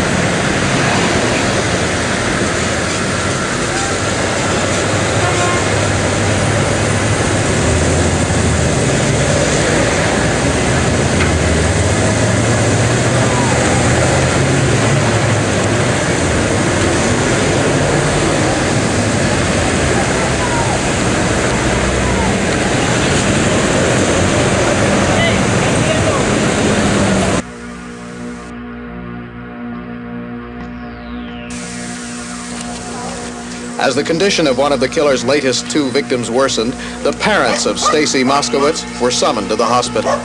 This evening, Miss Moskowitz, shown here as she was taken into the hospital yesterday, died of massive brain damage. Her date, Robert Violante, will live. He said he got a good look at the killer, but may never be able to identify him because Violante may have been blinded. New York's Mayor Beam directed that 100 more policemen be added to what's become one of the biggest manhunts in the history of this city. This would, in essence, put approximately a total of 300 of police personnel on a constant full-time basis just for this investigation. In Brooklyn, where the latest shooting occurred, detectives drew diagrams of the area and places where people may have caught a glimpse of the killer escaping. Other detectives canvassed door to door, looking for new witnesses or re-interviewing ones they'd already talked to. According to the witnesses that we've talked to over the past 24 hours, he's a male white, 25 to 35, approximately 5'7" to 5'10", a stocky build, and he had light disheveled hair. But police still have nothing they'd be willing to describe as a hot lead in the case. And in fact, they've been able to rule out about a half-dozen suspects they had previously because all were accounted for and none were in the area of the shooting early Sunday morning. Robert Hager, NBC News, New York.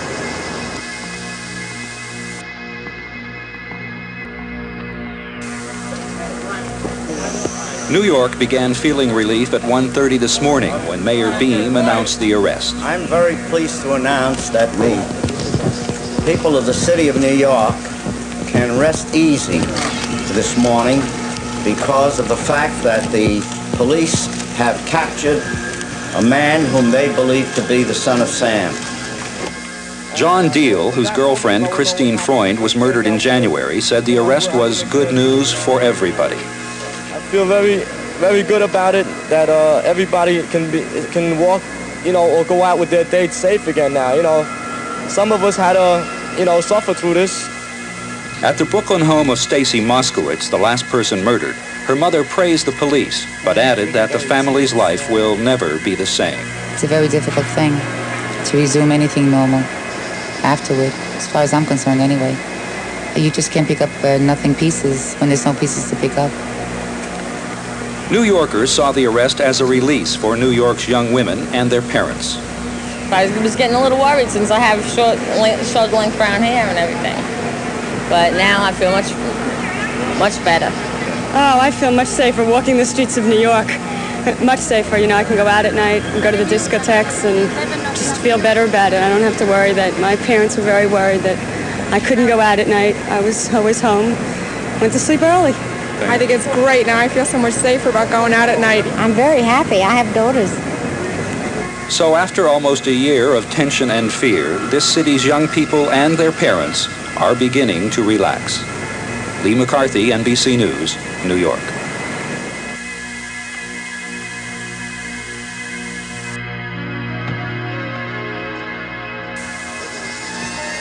Berkowitz was brought to court in an armored van for his own safety.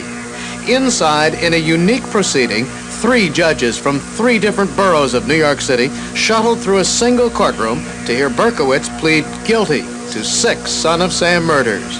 Berkowitz spoke without emotion. At one point he said quietly, "I'm an excellent shot." Relatives of the victim were there. The mother of the last victim, Stacy Moskowitz, her father and young sister, Donna DeMasi, who survived an attack, still wearing a neck brace where the bullet hit, and the parents of the killer's first victim, Donna Lauria. As Berkowitz answered questions about the shooting, Jerry Moskowitz sagged, leaning his head against the courtroom wall. His surviving daughter, Ricky, wept. And there was one surprise, an accusation that Berkowitz was also an arsonist. A prosecutor said Berkowitz kept a diary logging 2,000 fires he claimed to have set in the years before his capture. After court, some parents were too upset to speak. I only thought that it was, when my daughter knew me. Other parents were sorry New York has no death penalty. I would have liked more to have happened to him. The electric chair, for instance. That should come back. He still don't deserve to live. I still have to support him for being where he is today and where he'll spend the rest of his life. I'll never bring my daughter back. I'll never bring all the other kids back either, but that's all I can say.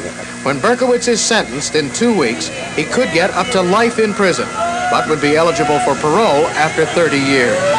Robert Hager, NBC News, New York.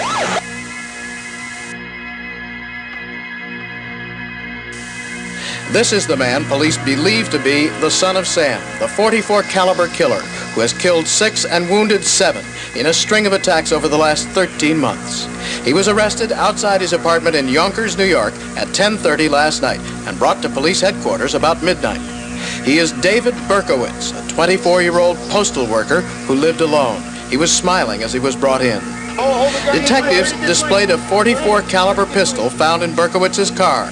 The police lab says its tests indicate this was the gun used in the most recent Son of Sam slaying. Ballistics section has just called and told us that the .44 caliber gun recovered tonight has been tested and the bullets match the bullets recovered from Stacy Moskowitz. New York's Mayor Beam appeared after midnight. I'm very pleased to announce that the people of the city of New York can rest easy this morning because of the fact that the police have captured a man whom they believe to be the Son of Sam. It was Berkowitz's car that led police to him. It had been ticketed for being parked by a fire hydrant on the night of the most recent murder, just a few blocks from the murder scene. Routinely following up the ticket, police found the car in Yonkers and noticed a .45 caliber machine gun inside and an envelope addressed in the killer's style of handwriting. He was apprehended. He was advised of his rights. And he resisted. Advised that he was under arrest, advised of his rights. No, he was resigned to what appeared to be his fate. Did he make any admissions? He made a statement along, well, you got me. 1 and 3, right? Besides the .44 pistol and the .45 machine gun, police seized a lot of ammunition at Berkowitz's apartment, along with a folder of press clippings with a poem written on the outside. The suspect doesn't bear much resemblance to any of the recent artist conceptions used by police, but one sketch drawn over a year ago does bear some resemblance to this Polaroid picture taken of the suspect on this night of his arrest. Robert Hager, NBC News, New York.